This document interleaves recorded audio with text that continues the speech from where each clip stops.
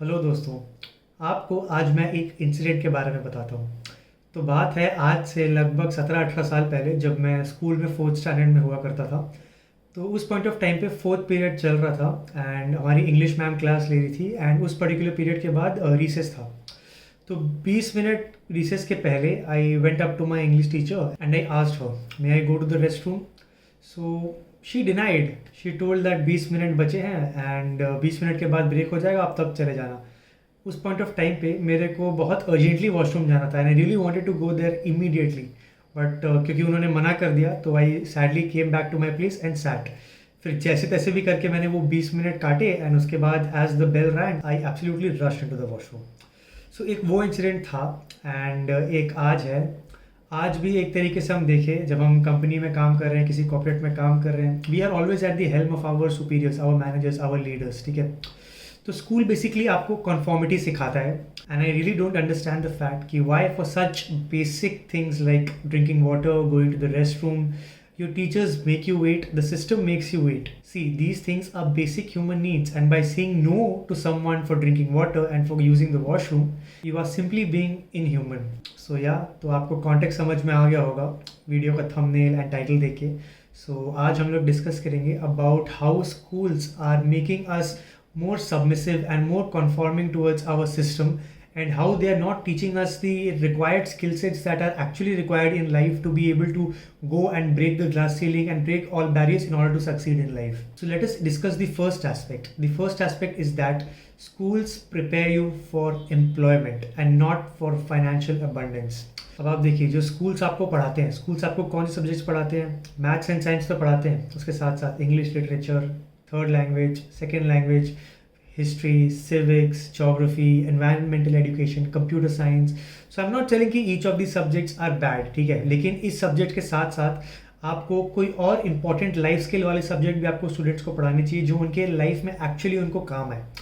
मैं ये नहीं बोल रहा हूँ कि ये जो करिकुलम आप पढ़ा रहे हो उसको बंद कर दो, मे भी उसको थोड़ा और कंसाइज कर सकते हो, एंड जो प्रैक्टिकल लाइफ स्किल्स चाहिए उस पर्टिकुलर स्टूडेंट को लाइफ में डील करने के लिए व्हेन ही ग्रोज अप, वो सब चीज़ें आप सिखाना चालू करो ना। And by not teaching students about money, finance, taxes, you are basically robbing them of important skills that they require once they start working in their professional careers. Albert Einstein ने कहा था that everyone is a born genius, but if you judge the ability of a fish by the way it climbs a tree, it will lead its whole life thinking that it's stupid, right? So हर एक individual की एक अलग पहचान होती है, अलग brain होता है, अलग personality होती है, and the school's responsibility is to understand each of these specific and diverse personalities and guide them towards what they want to become in life, rather than just bombarding them with basic knowledge and by not teaching them the most essential skills that are required to them to succeed once they are working in their professional lives. अब school का एक second aspect है कि it changes your behavior, it changes your personality, it changes how you are as a person. The experiences that you have in school will shape the personality that you develop as you grow up.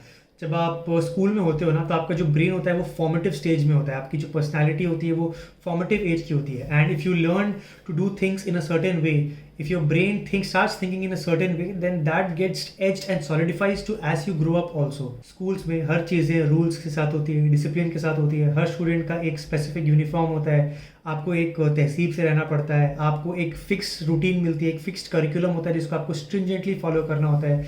कोई additive and extra learning का कोई scope ही नहीं होता है, practical learning का कोई scope नहीं होता है। So all this has an impact in the formative years of the student.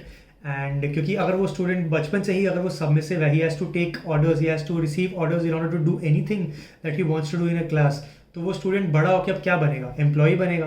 Employ होने के बाद भी वो अपने बॉस की, अपने जो लीडर्स है, उसके मैनेजर्स है, उनकी बात ही मानेगा। खुद के अंदर वो खुद से अचीव करना चाहे, कुछ खुद का कुछ एक परस्यू करना चाहे, खुद कोई स्किल सेट एक्वायर करना चाहे, वो इस पर्टिकुलर सोसाइटी एंड सिस्टम के अगेंस्ट जा ही नहीं पाएगा। एंड यह बात आप भी जानते हो, ये बात हम भी जानते हैं कि इस सोसाइटी में, हमारे समाज में सेंचुरीज एंड सेंचुरीज जिन लोगों ने कुछ सब्सटैंशियल किया है, कुछ इनोवेटिव किया है, इन्वेंशंस किए हैं, डिस्कवरीज किए हैं, they actually eventually had to go against the system.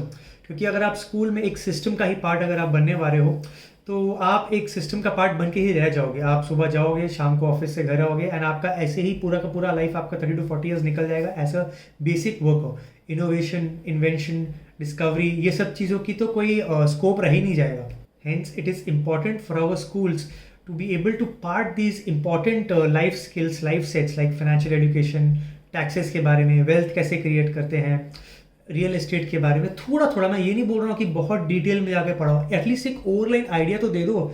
ऐसा तो नहीं होना चाहिए ना कि जब वो ग्रेजुएट करके जब नौकरी करने लगे, जब पैसे कमाना चालू करे, तो जाते साथ ही उसने लोन ले लिए, क्रेडिट कार्ड ले लिए एंड डेट के अंदर अब वो कर रहा है, सफ़र कर रहा है। ऐसा बिल्कुल भी नहीं होना चाहिए। They should understand how the financial system functions, how the world functions, the real challenges and the real intricacies of our modern world, rather than just teaching them history, geography, civics, environmental education, which are only there for theoretical knowledge and to pass the exams and don't have any actual real life practical implementation at all. Third aspect है कि schools हमारे students को entrepreneurship and financial education के बारे में ज़्यादा नहीं पढ़ा रहे हैं। अब अगर मैं आपको एग्जाम्पल दूँ तो यूएस में एंड वेस्टर्न कंट्रीज़ में ना स्टूडेंट्स को स्कूल के समर प्रोजेक्ट्स में टास्क मिलता है, तो वो क्या करते हैं, वो खुद का बिजनेस सेटअप करने की कोशिश करते हैं। कुछ बहुत हॉट शॉट बिजनेस नहीं, सिंपल अपने घर के बाहर वो नींबू पानी का एक ठेला लगाते हैं, उनके पेरेंट्स भी उनको हेल्प करते हैं, ठीक है। एंड उस समर वेकेशन के बाद उनको ये बताना पड़ता है अपने फैकल्टीज एंड टीचर्स को जाके कि उन्होंने कितने यूनिट्स बेचे एंड कितने पैसे कमाए उस पर्टिकुलर वेंचर से। सो आप ये समझ रहे हैं कि उस बच्चे के उस फॉर्मेटिव ईयर्स से जब उसकी पर्सनैलिटी शेप होनी चाहिए, आप उसको रिस्क टेकिंग एबिलिटी सिखा रहे हो, आप उसके हाथों में बिजनेस करने का स्किल्स दे रहे हो। पूरा 100% आपको कुछ स्किल्स नहीं देना है, एटलीस्ट उसके दिमाग में वो एक फाउंडेशन, एक नींव तो आप खड़ी कर रहे हो ना कि वो बिजनेस करने के बारे में सोच सकता है। लेकिन हमारे इंडियन एजुकेशन सिस्टम में ऐसा नहीं है। एग्जाम के 3-4 दिन पहले आप पढ़ाई करिए, रट्टा मारिए चीज़ों को, फिर अगले दिन एग्जाम में लिख के ले आइए एंड उसके बाद कॉलेज में एडमिशन लेने के लिए भी यही मार्क्स आपके काम आएंगे। तो यही सब चीज़ें फिर लोग फोकस करेंगे, पेरेंट्स एंड स्टूडेंट्स भी इसी चीज़ में फोकस करेंगे। मार्क्स अगर किसी के कम आए तो किसी स्कूल को भी एक्सेप्टेबल नहीं है, किसी पेरेंट को भी एक्सेप्टेबल नहीं है। अगर इस बेसिस में आप स्टूडेंट्स को जज करेंगे, then how are they going to drive innovation and how is entrepreneurship going to change the face of the country and our economic growth is going to happen in that regard only, right.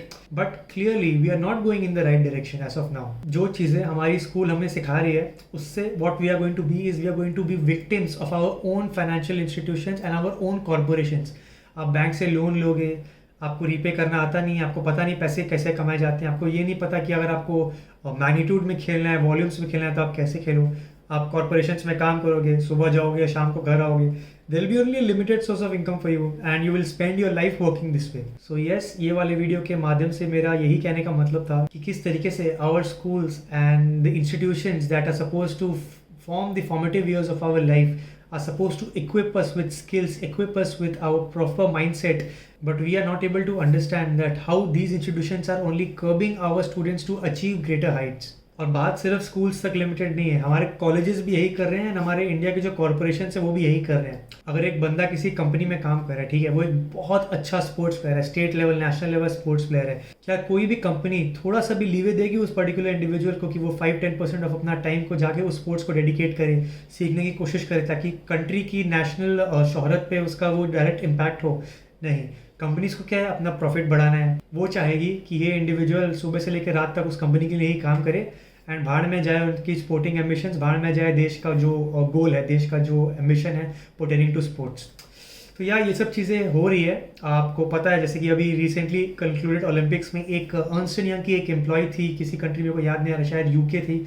उन्होंने as an employ उन्होंने Olympics में participate किया and उन्होंने अपनी country के लिए gold medal जीता। यार ऐसा हमारे इंडिया में हो सकता है कि आप खुद बताइए? बिल्कुल ऐसा पॉसिबल है कि कोई इंडियन कंपनी में काम कर रहा है एंड वो जाके ओलंपिक्स में इंडिया को रिप्रेजेंट करके मेडल जीत के आया। ऐसा कल्चर आपको क्रिएट करना पड़ता है, सिस्टम को ऐसा कल्चर क्रिएट करना पड़ता है, गवर्नमेंट को ऐसा कल्चर क्रिएट करना पड़ता है अपनी इंस्टीट्यूशंस में, ताकि ऐसा चीज़ हो सके, ऐसी शोहरत हम हासिल कर सके। But as long as we not able to do so, yeah sadly the situation is going to remain the same. So I hope you like this video. I really hope that the things and scenarios change. So yes, that's about this in this video. Stay tuned for the next one.